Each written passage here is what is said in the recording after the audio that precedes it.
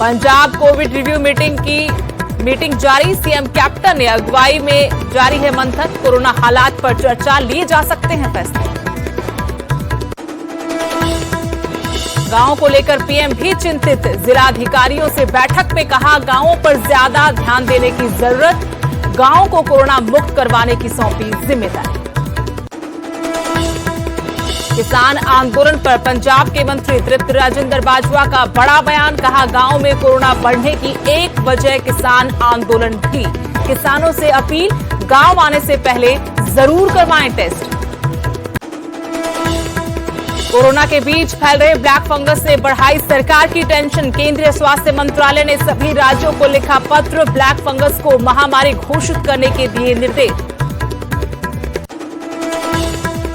हरियाणा में बढ़ा black fungus का खतरा। रोजाना तेजी से बढ़ रहे मामले। रोहतक पीजीआई में ब्लैक फंगस के 41 मरीज, तो सिरसा में ब्लैक फंगस से 5 लोगों की मौत। हिमाचल में वैक्सीनेशन पर जोर। टीकाकरण को लेकर युवाओं में उत्साह। बड़ी संख्या में टीकाकरण केंद्र पहुंचे लोग। हिसार के एक और गांव ने किया लॉकडाउन का विरोध। गांव मजहत के ग्रामीणों ने भी किया सख्ती का बहिष्कार। ड्यूटी मजिस्ट्रेट और एसएचओ ने की ग्रामीणों को समझाने की कोशिश। महामारी में अपनों ने ही मोड़ा मुंह। गुरुग्राम में सैकड़ों लोगों की अस्थियों को अपनों का इंतजार। शमशान घाट के लॉकर भी हुए फुल।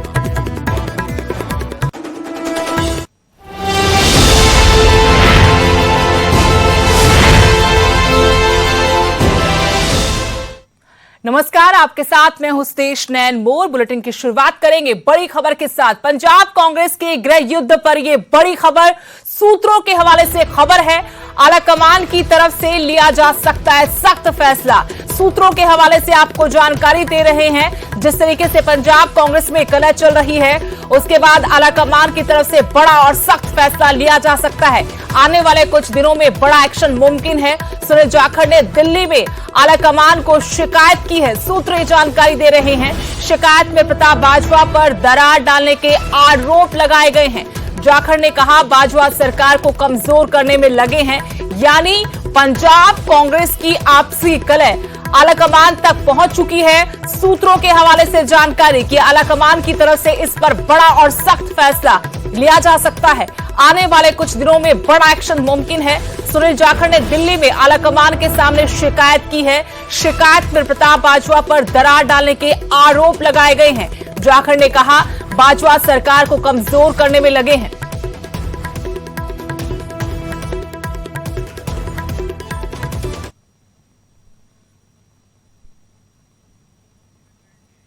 इस बड़ी खबर पर और जानकारी लेंगे। मेरे सहयोगी पंकज कपाही जुड़ गए हैं। पंकज, पिछले कई दिनों से लगातार हम देख रहे थे कि पंजाब कांग्रेस में कलह बढ़ती जा रही है। खेमों में बंटी हुई कांग्रेस में अब ज्यादा दरार नजर आ रही थी, लेकिन अब सूत्र जानकारी दे रहे हैं कि आलाकमान तक मामला पहुंचा दिया गया है। बड़ा एक्शन भी संभव है। क्या जानकारी है?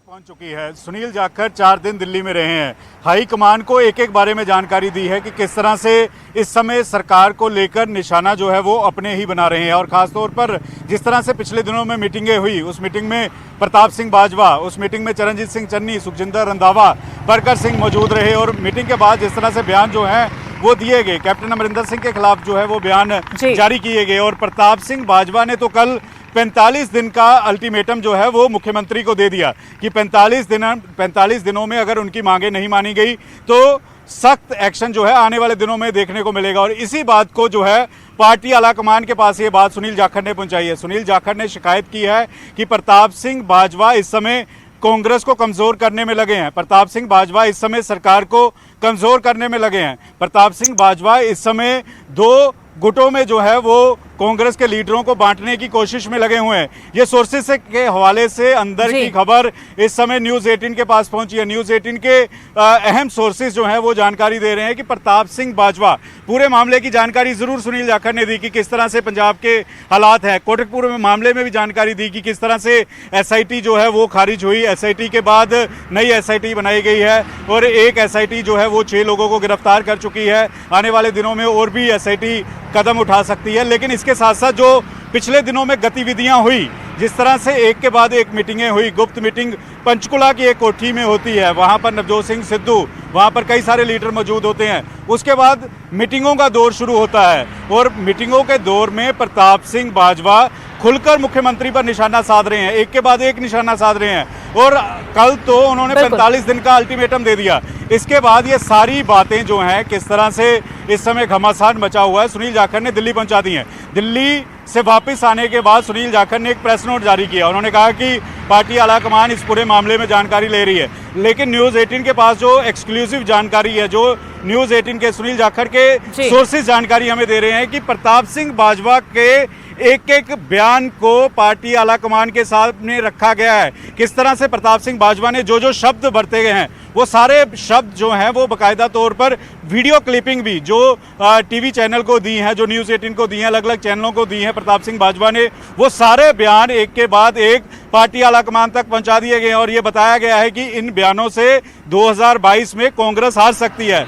इन बयानों से 2022 में कांग्रेस के उम्मीदवारों के लिए मुश्किलें खड़ी हो सकती हैं। इस बयानों से सरकार पर सवाल जो है वो खड़े हो रहे हैं। ये सारी बात सुनील जाखड़ ने पार्टी आलाकमान दिल्ली में जो तमाम सीनियर लीडरशिप है उनको एक एक जानकारी जो है वो दी है, ये सोर्सेस बता रहे हैं।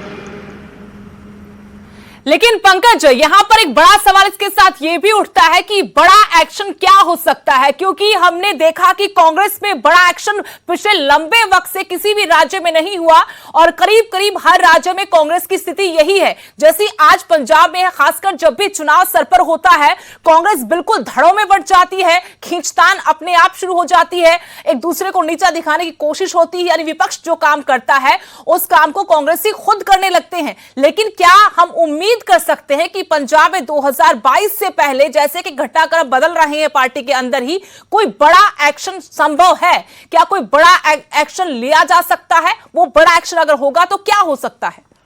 देखिए, पार्टी आलाकमान के पास भी इतना आसान नहीं है कि एक्शन लिया जाए, क्योंकि एक तरफ मुख्यमंत्री हैं तो दूसरी तरफ राज्यसभा मेंबर पार्लियामेंट हैं और राज्यसभा एक मेंबर पार्लियामेंट नहीं है। इनके साथ साथ शमशेर सिंह दुल्लो भी हैं, इनके साथ साथ नवजोत सिंह सिद्धू भी हैं, इनके साथ साथ चरणजीत सिंह चन्नी, परगट सिंह, इसके साथ साथ सुखजिंदर रंधावा, बहुत सारे नेता हैं। और ऐसे में किस तरह से हल निकाला जाएगा जो या फिर एक्शन लिया जाएगा, क्योंकि पार्टी आलाकमान ने सुनील जाखड़ की बात सुनी है। सुनील जाखड़ ने अपना पक्ष रखा है कि इस समय प्रदेश अध्यक्ष होने के नाते उनके पास जो पूरी रिपोर्ट आई है वो पूरी रिपोर्ट इस समय जो है वो पार्टी आलाकमान को दे दी है। लेकिन पार्टी आलाकमान भी इस बात को जानती है कि सुनील जाखड़ जो है वो कैप्टन खेमे के माने जाते हैं, वो कैप्टन की बात करेंगे। ऐसे में कैप्टन अमरिंदर सिंह से भी सोर्सेज जानकारी दे रहे हैं कि फोन पर 2 बार बात जो है वो पार्टी आलाकमान की हुई है। कैप्टन अमरिंदर सिंह ने भी अपनी सारी बात रखी है और जानकारी ये भी मिल रही है कि आने वाले दिनों में दिल्ली भी कुछ विधायकों या कुछ मंत्री या कुछ मेंबर पार्लियामेंट को बुलाया जा सकता है। एक मेंबर पार्लियामेंट ऑलरेडी दिल्ली में मौजूद है, 2 मेंबर पार्लियामेंट रवनीत सिंह बिट्टू और गुरजीत सिंह औजला वो पहले से दिल्ली में मौजूद हैं। सुनील जाखड़ 5 दिन दिल्ली लगाकर आए हैं, अपनी सारी बात रख के आए हैं। जानकारी ये भी मिल रही है कि प्रताप सिंह बाजवा भी आने वाले दिनों में दिल्ली अपनी बात रख सकते हैं। हरीश रावत की तबीयत ठीक नहीं है, वो पंजाब कांग्रेस इंचार्ज है, वो पंजाब आ नहीं पा रहे, उनकी तबीयत खराब है। उन्होंने आज मैसेज भी दिया कि उनकी खराब तबीयत होने की वजह से फोन पर ही वो बात कर रहे हैं। राहुल गांधी खुद बीमार हैं। तो ऐसे में कांग्रेस इस समय दुविधा में जरूर फंसी हुई है, किसके खिलाफ एक्शन लिया जाए, किसका साथ दिया जाए, किस तरह से ये गुटबाजी तोड़ी जाए, क्योंकि ये गुटबाजी रुकने का नाम नहीं ले रही। नवजोत सिंह सिद्धू रोजाना पिछले 10 दिन से रोजाना एक के बाद एक कैप्टन अमरिंदर सिंह पर निशाना साध रहे हैं। मुख्यमंत्री कह रहे हैं कि नवजोत सिंह सिद्धू के लिए दरवाजे जो है वो मेरे लिए बंद हैं। तो ऐसे में कांग्रेस क्या कदम उठाएगी? पार्टी आलाकमान क्या प्रताप बाजवा के खिलाफ एक्शन लेगी या प्रताप बाजवा के कहने पे किसी और पर एक्शन लिया जाएगा? ये आने वाले दिनों में डेवलपमेंट होगी। लेकिन एक बात साफ है कि दिल्ली अब सारी बात सुनील जाखड़ जो है वो पहुंचा चुके हैं। शुक्रिया पंकज जानकारी के लिए। तो सूत्रों के हवाले से जानकारी हम दे रहे हैं कि दिल्ली दरबार तक ये मामला पहुंच चुका है। जो आपसी टकराव कांग्रेस के नेताओं के बीच देखने को मिल रहा है, प्रताप सिंह बाजवा मुखर होकर जिस तरीके से कैप्टन को निशाने पर ले रहे थे, अब ये बात सुनील जाखड़ की तरफ से आलाकमान को बताई गई है कि इससे सीधा पार्टी का, सरकार का नुकसान और चुनाव सर पर है, तो डैमेज कंट्रोल की स्थिति भी नहीं बची है। ऐसे में देखना यह होगा कि आलाकमान अब इस खींचतान पर, कांग्रेस की कलह पर क्या बड़ा एक्शन लेता है, क्या इस टकराव को टाल पाएगा, क्या आपसी खींचतान को कम कर पाएगा और क्या किसी बड़े नेता के खिलाफ एक्शन संभव है। अगली बड़ी खबर, विधायक प्रदीप चौधरी की सदस्यता बहाल कर दी गई है। 19 अप्रैल 2021 से इनकी सदस्यता बहाल हो गई है। कालका से कांग्रेस के विधायक हैं प्रदीप चौधरी। नारायणगढ़ की निचली अदालत ने एक मामले में इनको दोषी करार दिया था। इसके बाद इनकी सदस्यता रद्द हो गई थी, लेकिन प्रदीप चौधरी ने हाईकोर्ट में अपील की और वहां पर उनकी याचिका पर सुनवाई करते हुए निचली अदालत के फैसले पर रोक लगा दी गई थी। इसके साथ एक बड़ी राहत इनको मिली थी और अब प्रदीप चौधरी की सदस्यता बहाल हो गई है। 19 अप्रैल 2021 से उनकी सदस्यता बहाल हुई है। कालका से कांग्रेस के विधायक हैं प्रदीप चौधरी।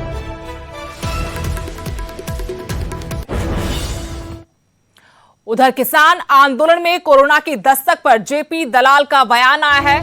स्वास्थ्य मंत्री ने वैक्सीनेशन टेस्टिंग के इंतजाम आंदोलन को कमजोर करने के लिए नहीं किए। अगर बैठना है तो कोविड प्रोटोकॉल का पालन करें। इससे पहले भी बीजेपी के नेता, मंत्री, विधायक ये आरोप लगा चुके हैं कि किसान आंदोलन को खत्म कर देना चाहिए क्योंकि कोरोना महामारी है और सरकार का सहयोग करना चाहिए। वैक्सीनेशन में बढ़ चढ़कर हिस्सा लेना चाहिए, टेस्टिंग करवानी चाहिए। अब इसी पर जेपी दलाल जो कृषि मंत्री है उनकी तरफ से कहा गया टेस्टिंग के इंतजाम आंदोलन को थोड़े दिन के लिए जो किए गए हैं उनका पालन किया जाए, आंदोलन को थोड़े दिन के लिए स्थगित कर दिया जाए। अगर बैठना है तो कोविड प्रोटोकॉल का पालन किया जाए। देखिए, हमारे हेल्थ मिनिस्टर ने वहाँ भी सुविधाएं देने के लिए, वैक्सीनेशन के लिए सब अपने अधिकारियों को भेजा है और मेरी भी किसान भाइयों से प्रार्थना है कि आप जो है अपनी स्वास्थ्य का ध्यान रखें, वैक्सीनेशन करवाएं, सोशल डिस्टेंसिंग का पालन करें और अगर आपको उचित तो यही होगा कि इस वक्त थोड़े दिनों के लिए आंदोलन स्थगित कर दें, लेकिन अगर आप वहाँ बैठे भी हैं तो कोरोना के प्रोटोकॉल का जरूर पालन करें। चंडीगढ़ से मेरे सहयोगी अंकित दुदानी फोन लाइन से जुड़ गए हैं। अंकित, लगातार बीजेपी के नेताओं और सरकार के मंत्रियों की तरफ से यही कहा जा रहा है कि या तो आप कोविड प्रोटोकॉल का पालन करें या फिर कुछ दिनों के लिए अपने आंदोलन को स्थगित कर दें, लेकिन किसान मान नहीं रहे, उल्टा कह रहे कि आप तीनों कृषि कानूनों को रद्द क्यों नहीं कर देते। अब एक बार फिर से कृषि मंत्री की तरफ से ये अपील की गई है, क्या कुछ उनकी तरफ से और कहा गया? बिल्कुल सुदेश, कृषि मंत्री जेपी दलाल है, उन्होंने एक बार फिर आज मीडिया से बात करते हुए कहा कि किसानों से, क्योंकि ये एक वैश्विक महामारी है और वैश्विक महामारी के समय एक बार इसको जो धरना प्रदर्शन चल रहा है उसको स्थगित करना चाहिए। किसानों को ये उनसे अपील करते हुए नजर आए और कहा कि अगर फिर से अगर लगता है तो इस महामारी के बाद एक बार फिर से वो अपना आंदोलन जारी रख सकते हैं, दोबारा कर सकते हैं। लेकिन किसान लगातार आपने देखा ही है कि इस बात के ऊपर अड़े हुए हैं कि जब तक 3 कृषि कानून वापस नहीं होंगे तब तक वो ये धरना समाप्त नहीं करेंगे। तो लगातार वो चाहे मुख्यमंत्री हो, स्वास्थ्य मंत्री हो, कृषि मंत्री हो, वो लगातार ये अपील करते हुए नजर आते हैं कि बार बार यही कहते हुए नजर आते हैं कि अपना आंदोलन स्थगित कर दें, लेकिन किसान भी इस बात के ऊपर अड़े हुए हैं। और वही बात आज एक बार फिर से जो जेपी दलाल है वो ये कहते हुए नजर आए हैं। वैक्सीनेशन की बात पहले अनिल विज ने कही थी कि वैक्सीन जरूर लगवाएं, लेकिन किसान उस बात के ऊपर भी अड़े हुए हैं। जहां आप गांवों में विरोध करने लगे हैं कि लॉकडाउन को नहीं मानेंगे, कुछ 1-2 केस सामने आए, 1-2 गांवों से सामने आए कि लॉकडाउन को नहीं माना जाएगा, वैक्सीन नहीं लगाई जाएगी, कोई भी नहीं लगाएगा। तो इस तरह के फैसलों के ऊपर भी पुनर्विचार करने की बात उन्होंने कही है, कहीं ना कहीं अपील। लेकिन ये समस्या जितनी हमें बॉर्डर पर बैठे किसानों को देखते हुए लग रही उससे कहीं ज्यादा अब गांव में दिखाई दे रही, अंकित, क्योंकि लगातार गांव वाले लॉकडाउन का बहिष्कार कर रहे हैं। 3 गांव ऐसे जो साफ तौर पर पंचायत कर बहिष्कार कर चुके लॉकडाउन का। क्या सरकार में ऐसी हलचलें हैं, ऐसी बातें हो रही है कि किसानों को समझाएंगे, गांव वालों को समझाया जाएगा बातचीत के जरिए कि ऐसा ना किया जाए? बिल्कुल, गांव वालों को समझाने की बात लगातार वो चाहे स्वास्थ्य मंत्री हो, मुख्यमंत्री हो या कृषि मंत्री हो लगातार कहते हैं, लेकिन जिस तरह गांव में के फैसले लिए जा रहे हैं वो कहीं ना कहीं खतरनाक है, क्योंकि जो बीमारी है वो गांव के अंदर फैल रही है और हम देख रहे हैं कि अब शहरों से गांवों की तरफ शिफ्ट कर गई है और गांवों में बड़ी भारी संख्या में ही संक्रमित लोग हो रहे हैं और मौतें भी हो रही है। उसके बावजूद गांव इस तरह के अगर फैसले लेंगे तो कहीं ना कहीं खतरनाक है और वो इसीलिए अपील बार बार कृषि मंत्री के माध्यम से स्वास्थ्य मंत्री अनिल विज लगातार अपील करते हुए नजर आते हैं। लेकिन अब क्या गांव वाले फैसला लेते हैं, क्या समझते हैं, वो उनके ऊपर है। लेकिन जिस तरह से 3 पंचायतों ने फैसला लिया है वो भी कहीं ना कहीं दुखदायी बताया कृषि मंत्री ने कि वो फैसला ठीक नहीं है और इस महामारी के समय में सबको समझना चाहिए और समझते हुए ही और ये फैसले अपने लेने चाहिए। जी धन्यवाद अंकित जानकारी के लिए। तो किसान आंदोलन में कोरोना की दस्तक पर हरियाणा के कृषि मंत्री जेपी दलाल का यह बयान कि स्वास्थ्य मंत्री ने वैक्सीनेशन टेस्टिंग के इंतजाम किए हैं। आंदोलन को थोड़े दिन के लिए स्थगित करने की भी उनकी तरफ से अपील की गई। कहा कि अगर बैठना ही है किसानों को आंदोलन में धरने पर तो कम से कम कोविड प्रोटोकॉल का पालन करना चाहिए। और जो गांव में लगातार पंचायतें फैसला कर रही हैं कि बहिष्कार होगा लॉकडाउन का, वो बेहद खतरनाक है, ऐसा नहीं करना चाहिए। कोरोना का खतरा अभी कम नहीं हुआ था कि ब्लैक फंगस ने कोहराम मचा दिया है। हरियाणा में भी ब्लैक फंगस का खतरा तेजी से बढ़ रहा है। हर रोज नए मामले सामने आ रहे हैं। कई मरीज दम तोड़ चुके हैं।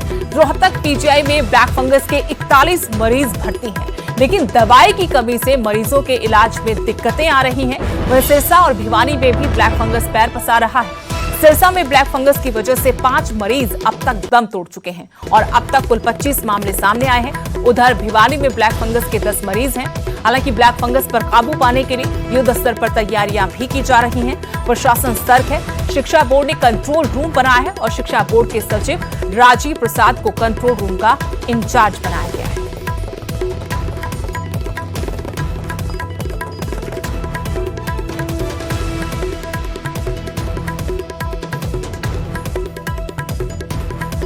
अभी हमारे पास सिरसा ज़िले में टोटल 25 केस रिपोर्ट हुए हैं, जो सिरसा के अलावा फतेहाबाद और राजस्थान पंजाब के एरिया के हैं। इनमें 5 केसेस की अभी हमारे पास सूचना है कि जिनकी डेथ हो चुकी है। यह एक फंगल इन्फेक्शन है। कोरोना के केसेस के बाद इसमें एकदम से बहुत ज़्यादा केसेस रिपोर्ट हो रहे हैं। ये फंगल इन्फेक्शन हमारे साइनसेस होते हैं नाक के आसपास, उसमें इन्फेक्शन हो जाती है और फिर वो इन्फेक्शन ट्रैवल करके आँख में, ब्रेन में चली जाती है, जिससे ये जानलेवा हो रही है। हिमाचल में 18 से 44 साल की आयु के लोगों के लिए कोरोना टीकाकरण अभियान के दौरान टीका लगवाने वालों में खासा उत्साह देखने को मिल रहा है। वैक्सीनेशन सेंटर खुलते ही बड़ी संख्या में लोग टीकाकरण केंद्र के बाहर नजर आए। 17 मई को हिमाचल में 18 के ऊपर के लोगों के लिए टीकाकरण अभियान की शुरुआत हुई थी। एक दिन में केवल 100 लोगों को टीका लगाने की व्यवस्था की गई है, जो कि 31 मई तक चलती रहेगी। राजधानी शिमला में गुरुवार को दीनदयाल उपाध्याय अस्पताल में दोपहर 1 बजे तक 90 लोग टीका लगवाकर अपने घर जा चुके थे।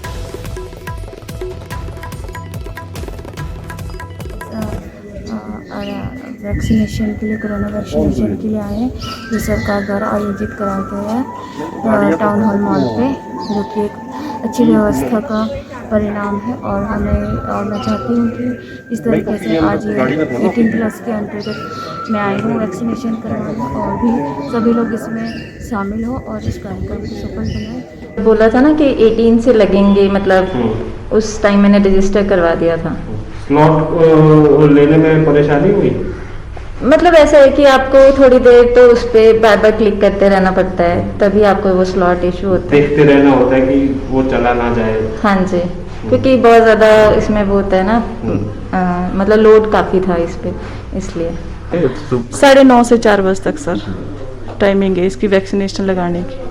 और जो 45+ वालों को, उनको भी सर जैसे अल्टरनेटिव होता है उनका भी, उनको जैसे लगा सकते, जैसे उनका भी कोई, उनको पोर्टल में जितने आए होते हैं आजकल, जैसे 150 या 120 तक लोगों को लगा सकते हैं एक दिन में। ऑनलाइन स्लॉट बुक करके आज वैक्सीन लगवाई सर मैंने, और मुझे भी सुरक्षित महसूस कर रही हूँ अपने आप को। और यहाँ पे सर सोशल डिस्टेंसिंग के साथ वैक्सीन लगाई जा रही है और अच्छा लग रहा है सर। और मैंने आज अपना RH कुल्लू में वैक्सीनेट कराया, अपने आप को पहली डोज कोविशील्ड की लगाई है। और वैसे ही हम सरकार का आभार करते हैं कि उन्होंने इतना, मतलब हमें थोड़ा सा, चलो हमें उत्साह काफ़ी था, हम लोगों ने काफ़ी वेट किया इस चीज़ का कि हमें जल्द से जल्द वैक्सीनेशन मतलब उपलब्ध हो। तो 15 दिन के सब्र के बाद काफ़ी उत्साह हमें है, मतलब हमने आज लगाया और काफ़ी भीड़ देखने को मिल रही है।